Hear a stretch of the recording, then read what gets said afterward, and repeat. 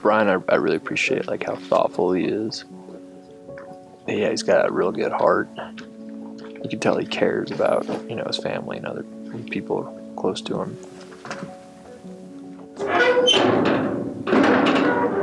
Kurtis has like a really positive attitude all the time, which I really appreciate. Nothing really seems to get him down.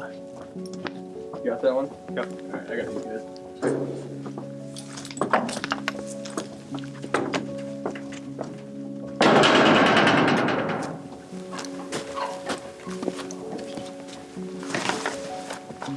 I mean, I could go on about both of them, but those are two of the things that I think for each of them that I appreciate quite a bit. Okay. I got that one on. No, I don't have it on any loosened up. If I need something from either one of them, I know I can call and say, hey, I need you over here. Can you come over tomorrow and help me shovel rock all day long? Which is not a fun thing to do, and they do it. This one's a rock star, dude. Look at him. He just leans into that. He loves it. He is gross. When he leans in, he likes these little neck rubs that you give him. There we go.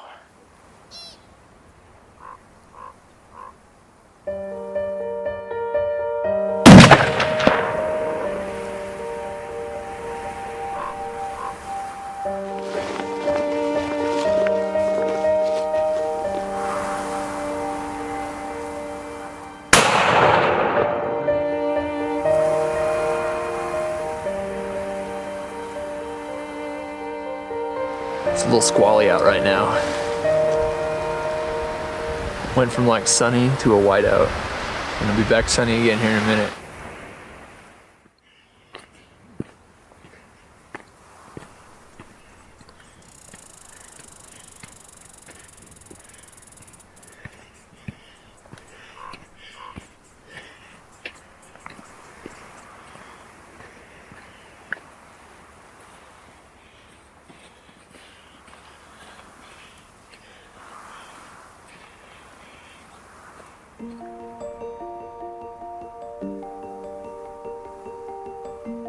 Brad, both as a hunter and as a person, has always been very driven, very determined, sometimes to the detriment of his hiking buddies when we are hunting together. Brad, he sprints up to the top of mountains, but I think that sort of is a good example of who he is as a person in every other aspect of his life. He sees the mountaintop and he's gonna get there and he's gonna take the shortest route possible.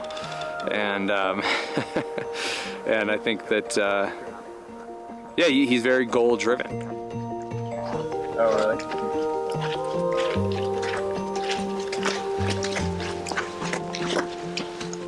Kurtis and I are probably more similar in that we'll see that same mountaintop and we will maybe not take the most direct route to get there. We'll get there eventually, and we know that's where the big bulls are, but sometimes we'll start a fire because we're cold, or we'll turn around to maybe look at the sunrise a little longer.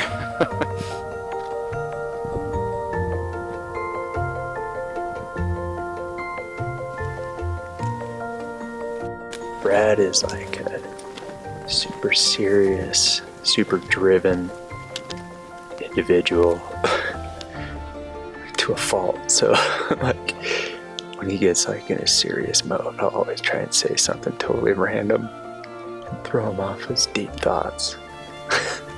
Because he's just that serious, right? But Brian is like a mix of Brad and I, where he's semi-serious, semi-driven.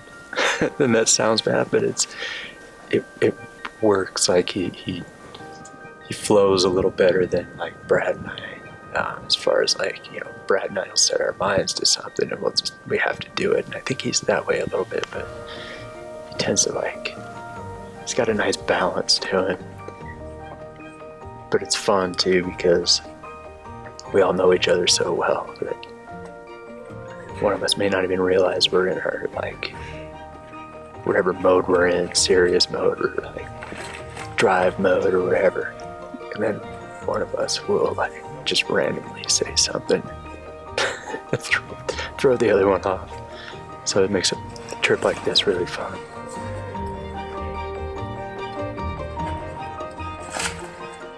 One of the cool things though about hunting with brothers is, one, we haven't done it, like all of us, for a bunch of years. And it's kind of neat because, well, you just get to share the experience, right?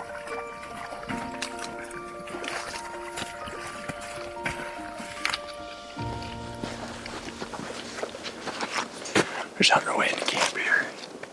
We're going to camp tonight. And according to one of my brothers, there's something up there. I don't know what that means, though.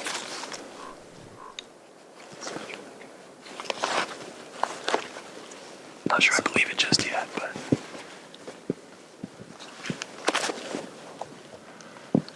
we got maybe a couple more miles before we get to... We're going to set up our camp and kind of hunt for a few days. This country just looks amazing. Just seen like lots of deer signs so far. And we've all got deer and elk tags. And I'm mostly excited about deer. Also brought on this trip, we brought 3 of our best friends. We got Bridger, Chico, whatever the other one's name is, I can't remember. But they're real nice friends because they just come here to pack our stuff, which is really nice of them.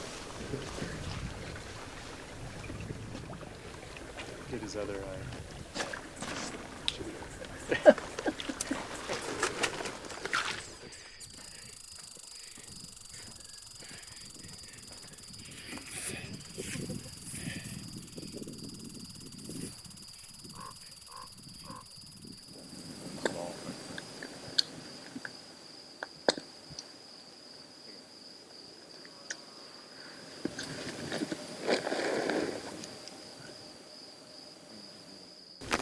This guy's almost the biggest.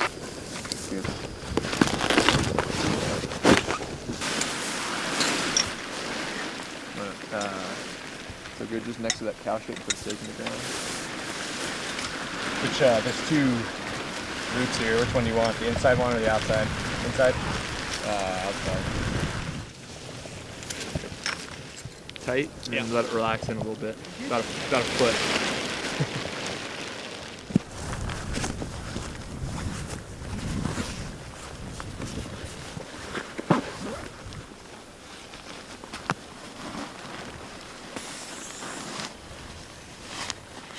Rocks up on that slope up there. Like little rocks in the trees that just from here look like animals. I think, Brian, if you're thinking you're gonna go back that way, you might as well go look at that tonight. I'm not gonna go. Oh no, go ahead. Spend time up there tonight. So if you're thinking that's a loop you want to do tomorrow, if I were gonna be the guy hunting it, I'd go up and I'd like start planning a hunt tonight. I might. You know what I'm saying? Yeah, like, wander up that well, way. I want to. that's kind of what I would do in the last half of the day. Is I would check out some country that you're wanting to check out tomorrow. Either this stuff or so I don't remember. Like, walking up the You trail and remember? then cutting up. There was like a big kind of a ridge bench where you could blast really Mhm. well. I don't care. All right, I'll do that. It's not that far either. It's just...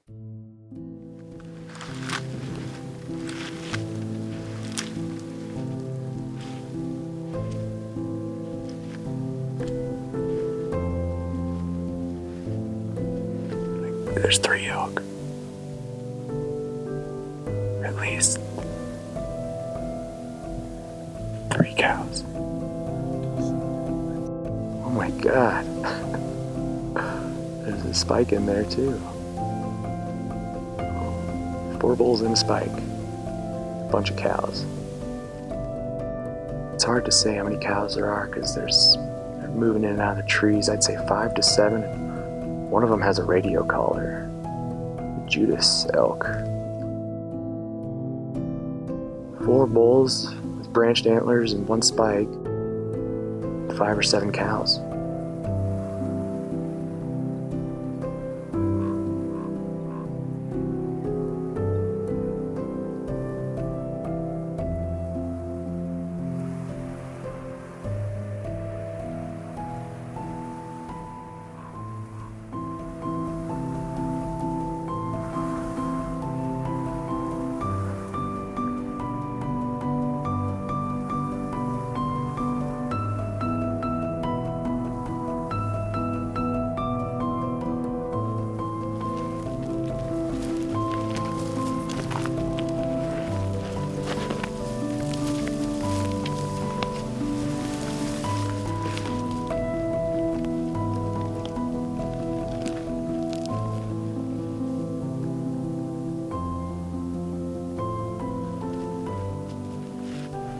So we just got into the backcountry today, and it's not elk season for another 2 days, but it is deer season. So I was walking around with my rifle looking for a nice deer to shoot, but also scouting for elk. And we didn't walk very far out of camp, and we saw a group of cows, cow elk, and shortly after that, a raghorn bull walked out of the trees, and then another bull walked out of the trees, and then another bull walked out of the trees, and then another bull did. 4 bulls, and there was a spike among those cows. And then further into the trees, down a deep draw which we couldn't see in, we heard a bugle. So there is another bull in there. I'm hoping that he is the king of that harem, and he's a little bit bigger than all the raghorns we saw, but the raghorns we saw were also very good size too. And that's about it. It's a very good first day of scouting.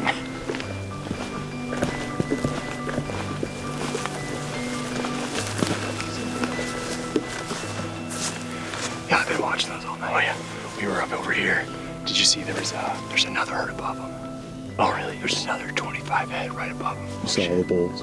There's in that herd right there are 5 bulls, and then there's one bugling up this draw somewhere, and then there's more up there. So see that opening up top up there? Yeah. There's another like 30 head of elk up there. Oh, we couldn't see him. We were looking. I was way up there looking back. So there's like at least 20 plus head up here. Yeah. So right there where you can see him still. Yeah. There's 4 raghorns that we could see. One like 3 of them are really nice. So and then there was one up high I could see that was like definitely a bigger bull. Yeah. Did you see that one? Yeah, that was the last one that came out of the clearing. Okay. Yeah, we'd go. It's fully stocked on Mountain House. Pretty sure it's free. I got some Annie's Mac and some Basque chorizo. I froze it. That defrosted the entire way here. It'll freeze again tonight. Stay for 3 days until I eat it all. It's gonna be good. It's cat food in a bag. Really super high calories, nutrient dense.